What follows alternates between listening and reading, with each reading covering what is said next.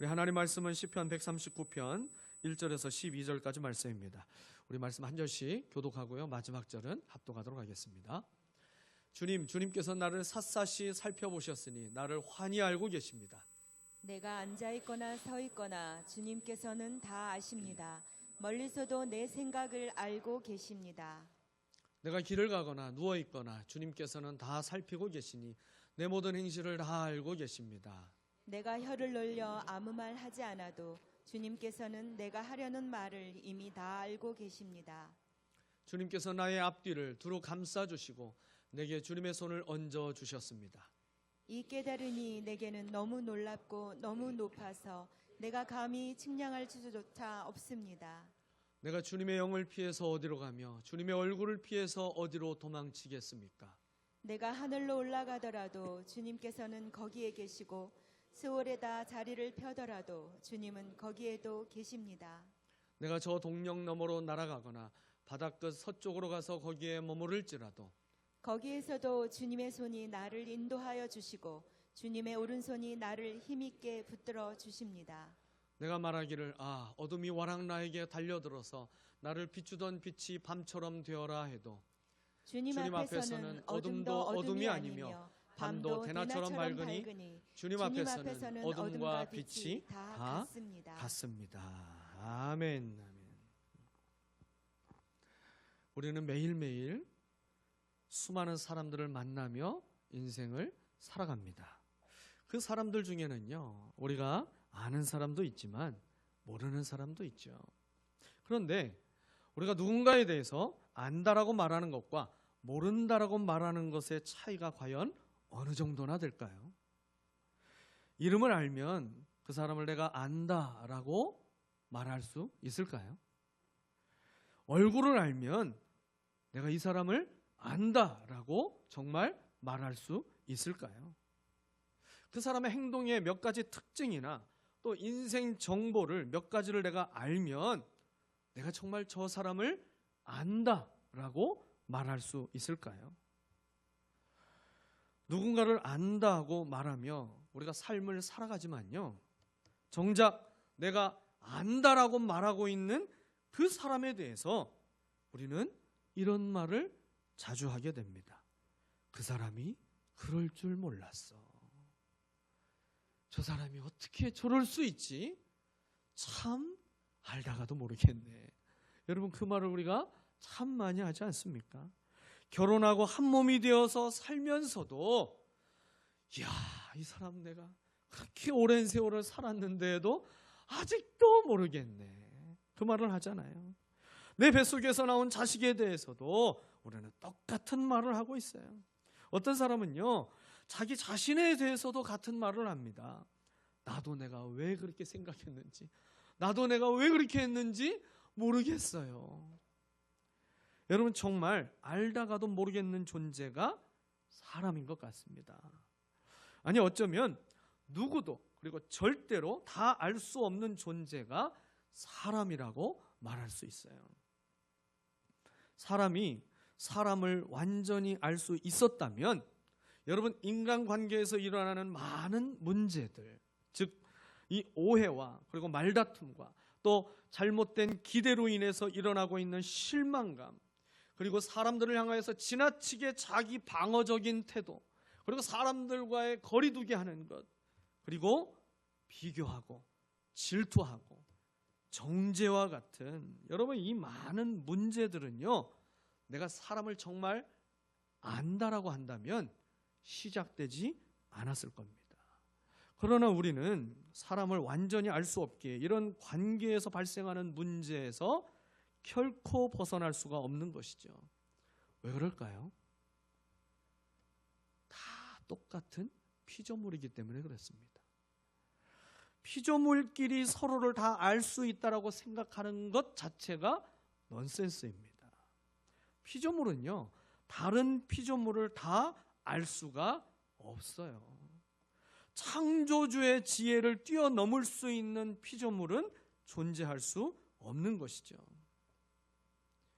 여러분, 인류가 아무리 앞으로도 계속해서 우주를 그렇게 탐사하고 여행하고 또 더 좋은 성능이 좋은 그런 망원경들이 개발된다 할지라도 우주의 신비를 다 알 수 있는 과학자가 앞으로 나올 수 있을까요?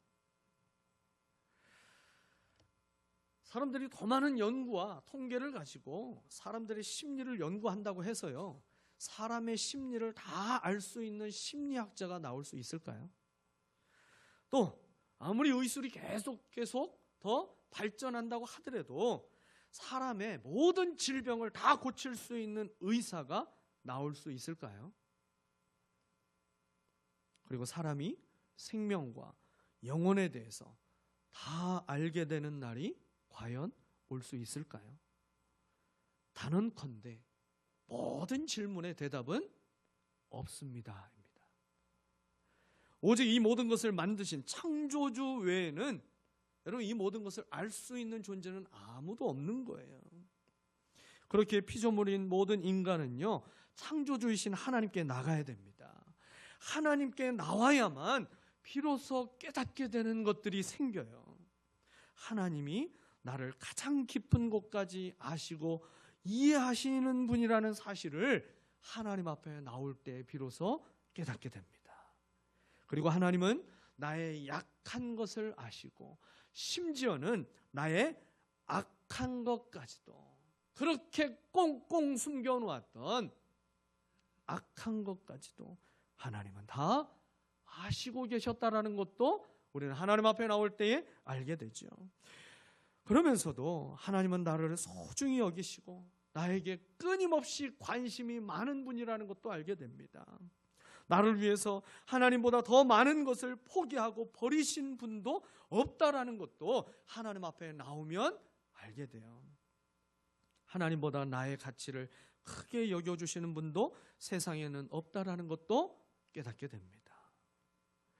날마다 주님과 동행하며 하나님 마음에 쏙 드는 인생을 살았던 다윗은요, 이러한 사실을 그가 깊이 깨닫고 나서 오늘 본문에서 하나님은 나를 아시는 분이다, 그렇게 고백하고 있어요. 근데 다윗이 그냥 아시는 게 아니라 그 앞에 한 글자가 더 붙어 있더라고요. 다 아신다. 계속해서 하나님은 다 아십니다라고 얘기하고 있잖아요. 우리가 누군가를 아는 것처럼 우리를 그저 그런 수준으로 아시는 것이 아니라 하나님은 우리를 완전하게 아십니다. 그렇다면 하나님은 어떻게 우리의 모든 것을 다 아실 수 있으실까요? 다윗이 하나님에 대해서 나를 아시는 하나님이라고 말하는 이유를 오늘 본문은 두 가지로 우리에게 말씀하고 있어요. 여러분, 이 두 가지의 이유가 오늘 저와 여러분에게도 동일하게 믿어지고 마음에 깊이 새겨져서 이제 우리의 인생 속에 더 이상 외로움과 방황이 끝나게 되고 이제 주님과 동행하며 하나님이 우리에게 베풀어 주신 은혜가 갈수록 크게 깨달아져서 시편 139편 14절 말씀처럼 이 모든 일로 내가 주님께 감사를 드립니다. 여러분, 이 감사의 고백이 우리의 생각과 우리의 입술에 가득하게 되시기를 예수 그리스도의 이름으로 축원합니다. 하나님이 나의 모든 것을 다 아시는 두 가지 이유 가운데 첫 번째 이유는요, 나를 살펴보셨기 때문입니다. 살펴보셨으니까 하나님이 나를 아시는 거예요. 하나님은 우리를 보시되 살펴보시는 분이십니다. 1절이 말씀했잖아요. 주님께서 나를 샅샅이 살펴보셨으니 나를 환히 알고 계십니다. 하나님 앞에 감추어진 것이 하나도 없이, 어두운 그림자가 하나도 없이 빛으로 충만하게 환하게 하나님께서는 나의 모든 것을 다 아신다라고 하셨어요. 여기서 살펴본다라는 것은요, 금속을 찾기 위해서 땅을 뚫고 헤치면서 샅샅이 뒤지는 것을 말하고 있어요. 그러니까 하나님은요, 우리의 내면의 깊은 곳까지 뚫고 들어가셔서 우리를 아시는 분이에요. 우리 인생 깊숙이 들어오셔서요, 나를 살피시며 아시는 분이 하나님이십니다. 왜 그렇게 하나님은 우리를 살펴보실까요? 시간이 많으셔서 그러실까요? 아니면 이상한 취미가 있으셔서 그러실까요? 그러신 건 아니죠. 하나님이 우리를 그렇게 샅샅이 살피시며 우리를 아시는 이유는요, 우리를 살펴보시는 이유는 우리를 사랑하시기 때문입니다. 사랑하는 자가 사랑하는 대상을 샅샅이 살피잖아요. 아이가 아프다고 하면 부모는 아이의 몸을 살피게 됩니다. 무엇 때문에 아프게 된 건지 알아보려고요, 아이에게 계속 질문도 하잖아요. 너 뭐 먹고 왔어? 거기에서 먹은 게 뭔데? 누가 뭘 준 거야? 뭘 먹었는지도 확인하고요, 또 무슨 일이 있었는지 그의 삶도 살펴보게 되죠. 만약에 아이가 중환병에 걸려 있는 자녀라면 작은 일에도 위급한 상황이 될 수 있기 때문에 더더욱 샅샅이 살펴보려고 애쓰잖아요. 또한 사랑하는 사람이 있으면 여러분, 그 사랑하는 사람의 얼굴 표정, 말 한마디, 안색, 여러분 전부 다 우리도 샅샅이 살펴보게 되지 않습니까? 하나님은 우리를 사랑하시기에 살펴보십니다. 살펴보시기에 우리의 모든 것을 다 아시는 거예요. 어느 정도까지 살펴보시는가? 오늘 다윗을 통해서 이렇게 말씀하고 있죠. 2절부터 보니까요, 하나님께서 다윗의 인생 속에서 하나님이 어떻게까지 다윗을 살펴보셨는지 나열하고 있어요. 2절을 보니까 내가 앉아있거나 서있거나 주님께서는 다 아십니다. 나의 일거수일투족을 하나님은 다 아신다라는 거예요. 나의 일상생활을 주님은 다 알고 계신다라고 말씀하십니다. 우리의 눈에 보이는 행동, 이것만 아시는 것이 아니라요, 그 뒤에 말씀을 보니까 멀리서도 내 생각을 다 알고 계십니다. 여러분, 나의 생각, 사고의 영역까지 아시는 분이 하나님이십니다. 내가 지금껏 무엇을 생각하며 살아왔는지, 그리고 지금도 내가 무엇을 생각하고 있는지, 아무리 온화한 표정을 하고 있어도, 아무리 편안한 얼굴을 하고 있어도요, 기쁜 표정을 하고 있어도 그 마음에서 울고 있는 것까지 하나님은요 다 아시는 분이세요. 3절을 보면요, 하나님이 아신다라는 걸 한 번 더 강조하고 있죠. 내 모든 행실을 다 알고 계십니다. 4절을 보니까요, 하나님은 내가 어떤 말을 사용하며 살고 있는지도 아신다라고 했어요. 심지어는 아직 내 입에서 나가지 않는 그 말, 내가 무슨 말을 하려고 했는지까지 하나님은 다 아신다라고 하셨어요. 5절 말씀에서는 주님께서 나의 앞뒤를 두루 감싸시고 그랬죠. 여러분, 이 말은 나의 인생의 과거와 현재와 미래의 모든 것을 아시는 분이 하나님이라고 다윗은 고백하는 것입니다. 6절을 보니까 다윗은 이러한 사실을 깨닫고 너무 놀랍다, 그렇게 반응하고 있어요. 그러면서 하나님의 은혜가 자기가 그동안 알던 것보다도 훨씬 더 크고 높은 은혜여서요, 측량할 수가 없다라고 얘기합니다. 측정 불가의 그 은혜로 하나님이 내게 은혜를 베풀어 주신다라고 고백하고 있어요. 다윗을 다 아셨던 그 하나님은 오늘 예배하는 저와 여러분에게도 동일한 하나님이십니다. 나를 아시되 다 아시는 하나님이십니다. 여러분, 우리는요 나를 좀 알아주기를 원하잖아요. 나를 좀 이해해 줄 사람이 이 세상에 정말 내 마음까지 헤아려 주면서 나를 알아주고 나를 이해해 주는 사람 한 명만 있으면 여러분, 인생은 외롭지 않게 되잖아요. 세상을 살면서 외롭고 슬픈 인생을 살다가 이 자리에 오신 분이 계십니까? 여러분, 정말 잘 오신 거예요. 하나님은 여러분을 가장 완전하게 아시고 이해하시며 품에 안아주시는 사랑의 하나님이십니다. 다윗은 이 사실을요 어떤 순간에도 굳게 믿고 의심하지 않았어요. 살펴보시는 하나님을 향한 다윗의 믿음이 우리에게도 필요합니다. 우리 인생을 다 살펴보시고 아시는 하나님이시기에 그 하나님 앞에 나가기만 하면 되는 거예요. 여러분, 무언가 내 인생을 설명하려고 하나님 앞에 했을 필요가 없어요.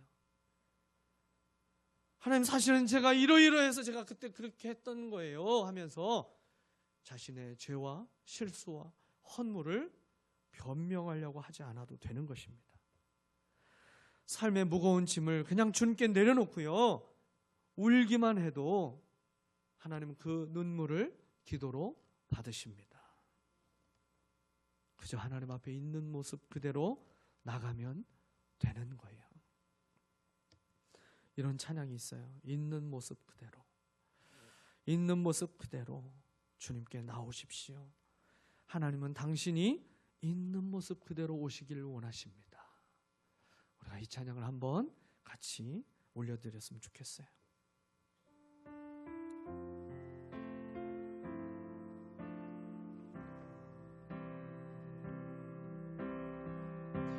있는 모습 그대로, 있는 모습 그대로, 있는 모습 그대로 오시오. 하나님은 당신이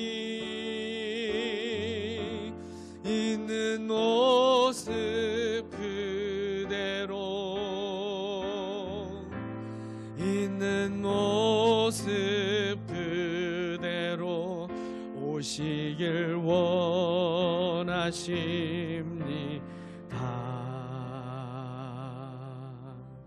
아멘. 아멘. 여러분, 아기는 이유 없이 울지 않잖아요. 배고파서 울기도 하고, 기저귀를 갈아달라고 울기도 하고, 깜짝 놀라고 무서워서 울기도 하고요, 졸려서 울기도 하고요, 아파서 울기도 합니다. 여러 이유가 있지만 우는 이유를 말할 수 없을 뿐이잖아요. 여러분, 어른인 저와 여러분도 마찬가지인 거예요. 그저 하나님 앞에서 이유를 설명하지 못한 채 울기만 해도 되는 겁니다.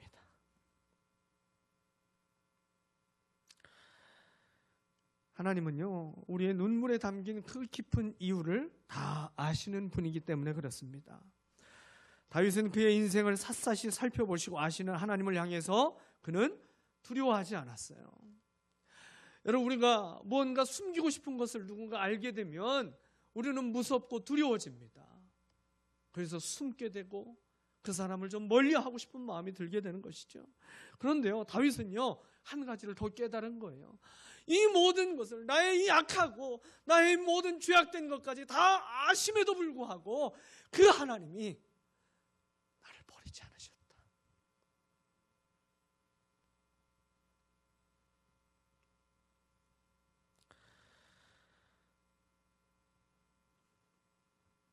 버리지 않으시고 멀리하지 않으시고 더 세게 나를 품에 안아주시면서 나를 사랑하신 그 하나님의 사랑이요, 측량할 수 없는 사랑으로 다윗은 깨달아졌어요.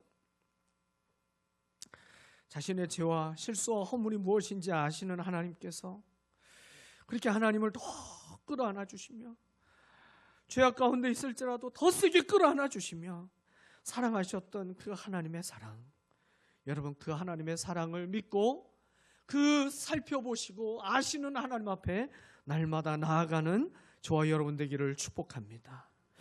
하나님이 나의 모든 것을 아시는 두 번째 이유는요, 언제나 나와 함께 하시기 때문에 그렇다라는 거예요.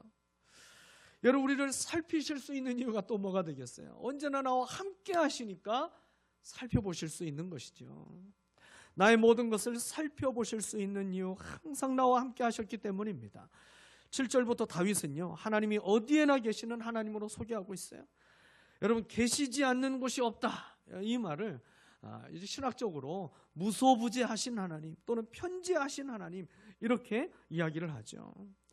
다윗이 그의 인생 속에서 밟았던 모든 나라와 그리고 지역과 환경, 그리고 그의 인생에서 경험했던 사회적인 지위와 그리고 그가 또 그에게 느끼게 되었던 모든 감정의 상태가 어떠하든지 간에 다윗은요, 그 자리에서 하나님이 함께하고 계심을 보았다라는 거예요.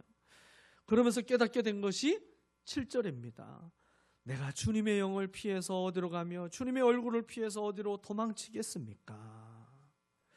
근데 이 질문을 보게 되면요, 다윗도 때로는 하나님을 떠나고 하나님 앞을 피하고 싶을 때가 있었다라는 것을 알 수가 있죠. 여러분, 성도들의 삶에는요, 참 두 가지의 마음이 늘 갈등하고 싸우고 있는 걸 보게 돼요. 하나님께 가까이 하고자 하는 거룩한 소원과 더불어서 하나님 앞을 피하고자 하는 이 죄의 본성이 늘 싸우고 있어요. 범죄한 아담이 하나님의 눈을 피해서 숨었던 그 본성이 그의 후손인 모든 사람들 속에 다 전염되어 있는 것이죠. 하나님의 보호와 인도 안에 평강과 영혼의 만족을 누리는 것도 좋은데, 근데 또 한 가지가 좋은 거예요. 우리의 육체로 누리는, 그렇게 친근하게 늘 우리에게 붙어 있는 그 죄가 주는 쾌락과 그 죄가 주는 기쁨을 여전히 계속 누리고 싶은 마음도 우리에게는 함께 있다라는 거죠. 다윗의 생애에도 밧세바를 그가 연모해서 불륜을 저지르고 남편인 우리아를 전쟁터에 보내가지고 고립시켜서 죽게 했던 범죄의 순간들이 있었잖아요.